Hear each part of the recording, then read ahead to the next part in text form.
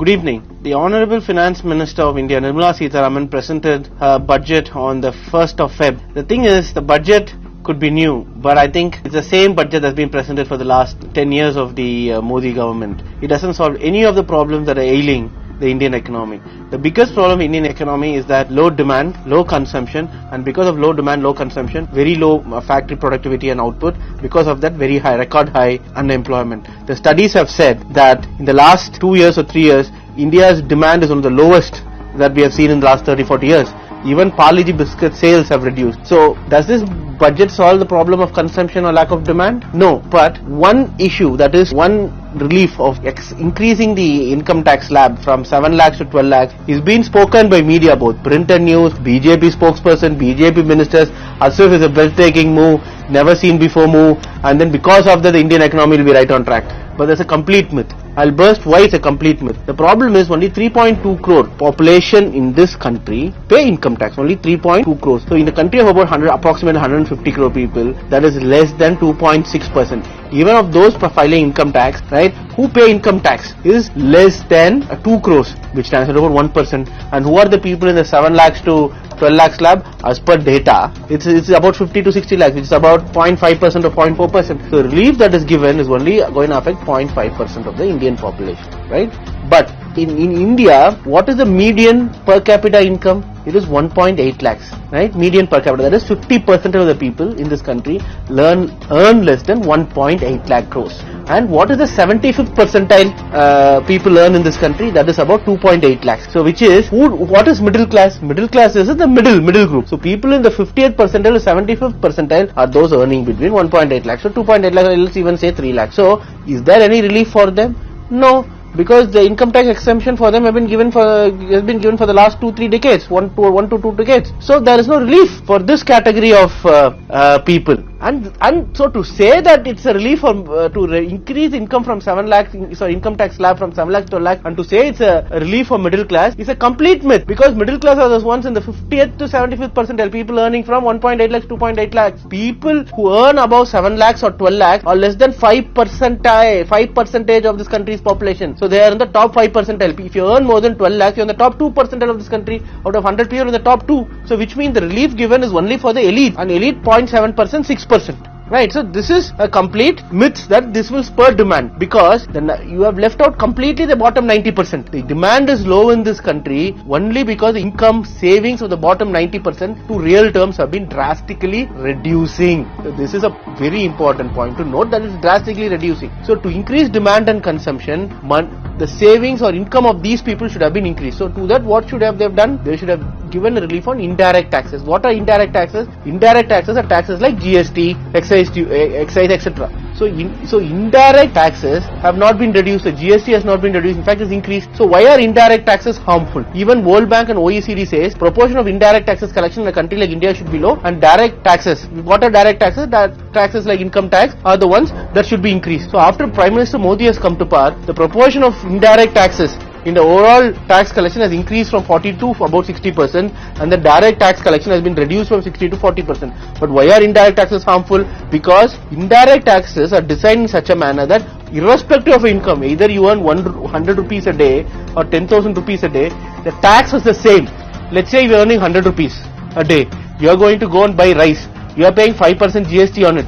You buy rice for 100 rupees. You are spending 5 rupees, which is 5% of income. You are earning 10,000 rupees. You go same buy rice for 100 rupees. So you pay 5 rupees tax, which means the tax for you reduces to 0.05%. So which means to people earning, if you higher your income, lower the percentage of money you pay as taxes, and lower your income, higher the percentage of money you pay as taxes. So this only if the indirect taxes will increase, when indirect taxes will reduce, only then we are having an equitable share of tax distribution. So the problem is, because of the very high indirect taxes, the money from the poor is going towards the rich. So what is inequality? Inequality is nothing but from the poor and middle class going to the rich. So because of that, the poor and middle class, or 90% of the population, do not have money, and the rich, who are always having money in surplus, have extra money which they store as deposits in foreign countries. So is there anything done on indirect taxes? Is no.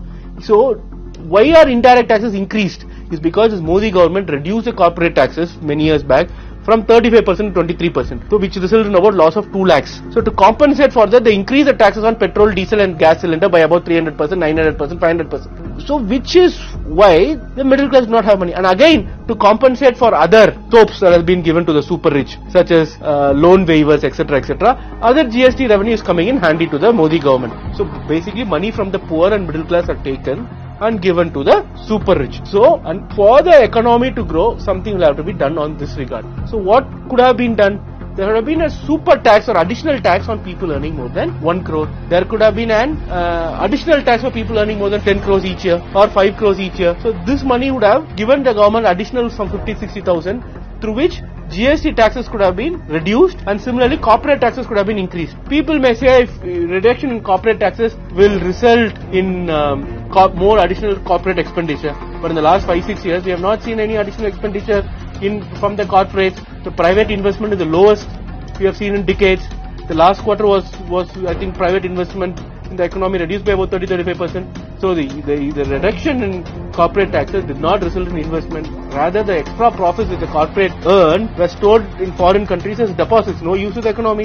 In fact, the profits were also not paid to the employees. That is why the real wages in this country, both urban and rural, have stagnated for the past 5-6 years. The consumption survey of India says the rural consumption has drastically declined over the last 10 years, and then the urban consumption has drastically declined. So there's one way in which the rural economy could be propelled, that is by putting money in hands of the poor in the rural economy. What is the one way of doing that? That is to allocate additional funding for Manrega, 100-day work scheme. But contrary, every year the money allocated for 100-day work scheme, Manrega scheme, is drastically reduced. This budget, if you control for inflation, that is rather in real term, again the fund allocated for the 100-day work scheme has reduced by 5%. Though the allocation remains the same, but because the GDP of the country grows and because of inflation, the actual percentage expenditure on Manrega is fallen by about 5 to 8%. And this is only this year. If you look at every year, there has been a 40% decline. See, I am not saying it that put money in hands for the poor, allocate more funds for 100-day work scheme. Even Nobel laureates like Abhijit Banerjee, Joseph Stiglitz, people who won Nobel Prize, researched on this, are saying for Indian economy to thrive, you'll have to put money in hands of the poor. But have you done that? No. So these are all the fundamental problems of the Indian economy, which even this budget did not address. You should have addressed many years back, right? For the second budget of the Modi government, or third budget. But on the contrary, they keep giving one benefit after the other to the corporate and the private sector. And private sector investment or corporate sector investment also reducing. But then they say we are spending more money on capital expenditure. But if you look, the capital expenditure this year has been reduced by about 90,000 odd crores. And last year, about 1 lakh crores that was supposed to be spent on capital expenditure was not spent.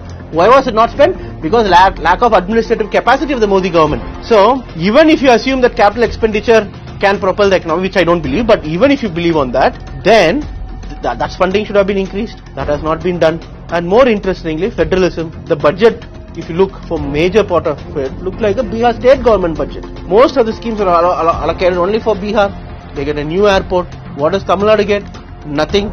There's not even mention of Tamil Nadu in the budget. Even last year budget we saw the same situation existed. Why Bihar? Bihar is because the elections are coming around the corner, and secondly Bihar and Andhra Pradesh are very vital for the Modi government to run the coalition government. So budget cannot be decided based on political necessities. It's a document which is a vision for the future, for 5-year term, 10-year term, which is why in Tamil Nadu we have schemes like Pudumai Pentittam. Why?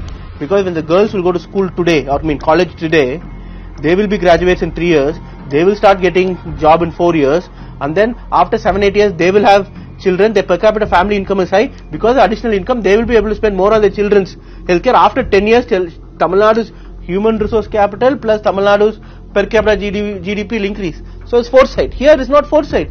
It's just a political vision document and package certain advertising elements. So this is another problem. If you don't give money to the states that are most developed in the country, how can the country grow? Only when the individual states grow, the country can grow. When the individual states don't grow, the country cannot grow. And again, let me come to railways. They have launched something, they say. But Kavash, which is a safety system in railways, been allocated only paltry 4,500 crores. For entire Indian railways to have Kavash, the safety system, we need about 1 lakh crores. Right? 1 lakh to 1.2 lakh crores. We have seen how many train accidents happening. The train accident happened in the last 1 year is highest in the last 20 years. And everyone have been advocating allocate more money for Kavach. Not allocated. So even there, railways, nothing has been done. When Prime Minister Modi said he will increase the income of the farmers or double the income of the farmers in 10 years in 2014. Right now, if you look, the income of the farmers have reduced by 1% in real terms. And if you look, for many agricultural schemes, the fund allocated this year is much lower than the previous years, drastically lower than the UPA regime. So this budget has nothing in it. Just to advertise, they've just had this 7 lakhs to 12 lakhs income tax raise, which apart from very few percentage of population, is going to help none. So, and is not going to help the ailing economy also. See, they have put a cap of 3.5% of fiscal deficit for states, but Indian Union budget is about nearly fiscal deficit of 5%. The country's financials are bad, there is no demand, and the budget has nothing. So this budget is a zero budget. Thank you.